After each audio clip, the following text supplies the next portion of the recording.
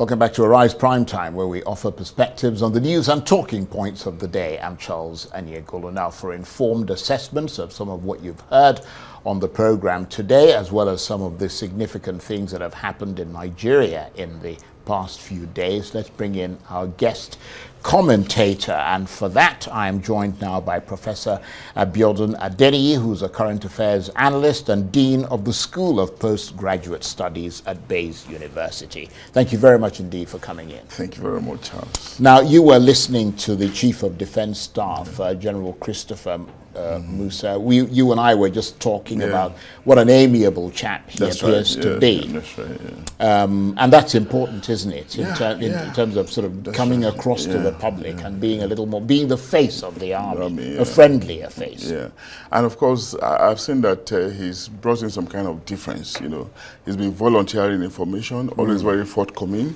providing, engaging with the press often, letting us know what the army is doing, against the background of the mounting insecurity in the country. This appears to be a departure from the past where the military hierarchy is rather conservative, rather insular, often very reluctant to provide information, and they're often desiring that the public should just be satisfied with whatever information they release to them. But he has been very, very engaging, really, and he appears very intelligent. He does. Conscious of what is happening around the world. Oftentimes, when he does interview like this, you see him drawing comparisons between our experience and the experience of countries, even more sophisticated countries, having difficulty fighting, trying to bring about security in their climes, So I think information, I've always said it, is the oxygen of any social system. And in the area of security, where security experts will also often tell you that, look, when it comes to security, you don't volunteer all the information. But I also make the argument that there are some levels of information that you can provide for the populace so that they will know that they can be more secured, if all the pieces in the jigsaw are actually well fitted. And we know that the piece that is left, or some of the pieces that are left now, are rather font. But you keep saying it, that we'll keep trying. We're making efforts in this area, in that area where you were drilling him. And of course, it keeps giving us hope. And when you have hope around a sphere, around a sector like that, of course, it has a way of also helping catalyzing efforts, or other development efforts, particularly in the economy, in the economic sector, which has been problematic, rather on a tailspin on account of the fear in circles, particularly in agriculture, and all sectors related that requires security for them to thrive. And I mean, beyond obviously the way he came across, which, as you said, is very important, beyond the optics, I mean, we have what he says is happening, and we also have obviously witnesses who are in some of those places. I mean, are there any signs beyond the rhetoric that we've just heard from him that the army is finally and competently on top of the security situation in this country? Oh no, there are still some flashpoints that are not too impressive, that are still very concerning. The Southeast is there, and you asked him, you actually drilled him extensively on that area. That's still very concerning, and of course we need more efforts in that area. Then what about Zamfara State?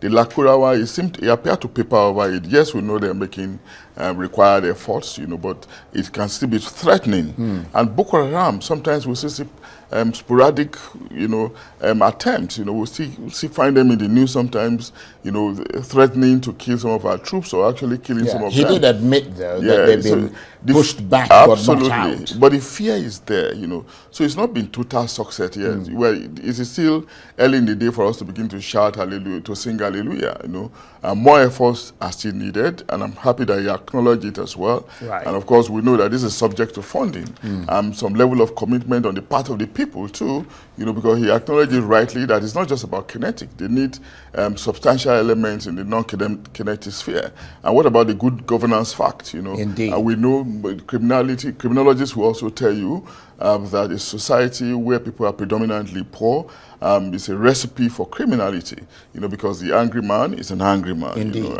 And nihilists are easily bred in that kind of system. which the general spoke to. So I think we're in a democracy, and democracy essentially should be about good governance, more responsive leadership, people-centric leadership, it's all we need, to finally, bring this thing down, if not completely eliminate it in the longer run. Right. Well, let's move away from the Chief of Defense Staff and talk about developments today. Yeah. The appeals courts setting aside the order restraining the disbursement of federal funds to Rivers State. The Court of Appeal has essentially upheld the principles of federalism. And this decision essentially, I would imagine, represents a victory for Sim Fubara. Not just victory for Sim Fubara, but victory for the ideal, victory for what appears to be, the good for the conscience of the people and the conscience of democracy. When the first judgment came, it was very worrisome. People didn't just believe that the judgment came only on account of the facts before judiciary, with every due respect, but because the people suspected, rightly or wrongly, that there must have been some intervention somewhere, that it was a political judgment. So it became troubling that not just for Rivers State, but for the entire federation. Now we are having a reprieve in the judgment of the appeal court, which obviously countermands the judgment of the lower court. So it means that there is always a point at which there will be redemption. And of course, we know that if the other party choose to go to the Supreme Court, we also expect that the Supreme Court will do the right thing, considering what we've been made to believe, that the Supreme Court does not just believe in black letter laws alone. It's also a court of public policy. And of course, if they are driving towards public policy, peace is integral to it. And of course, what do you expect if you are asking a state not to be funded? Problem, Absolutely. Things that are counter to the thoughts and the imagination of peace, as the case could be. Absolutely. Let's turn to the issue of state police. It's reared up again. Yeah. The governors have submitted their positions, and pretty much all the 36 state governors are in agreement. They all support the establishment of it. It's a welcome development, and we should have had it like yesterday, not just today. The agitation has been on for a very long time, considering the increase in crime and the fact that criminality can best be dealt with by human resources that are closest to the people. And if we have state police, you expect that philosophically they will be closer to the people than the federal arrangement that we have. And of course, state police speaks to federalism at its best. And we draw a good example from the United States of America, where we have different levels of policing, not just Absolutely. at the state level, but even at the local government level. The even county level. Even the counties, even universities have their police. Yeah. And what is more, Charles, it appears as if we've been living some kind of lie over the years. We have what looks like semblances of state police in this country.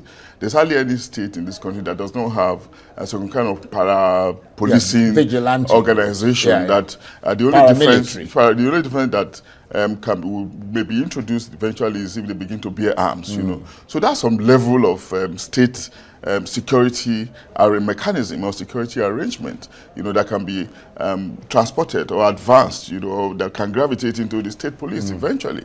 So I imagine that these people who are who are in this business of vigilante and such other arrangements may be those that will populate the state police eventually, if all the paperwork are done, if all the legalese are concluded, as the case could be. But again, there's hope at the end of the day that we're making the right decisions to deal with some of the basic problems that we are having, and we are gradually subsuming this continuous politicization of critical issues that we should rather deal with, facing reality.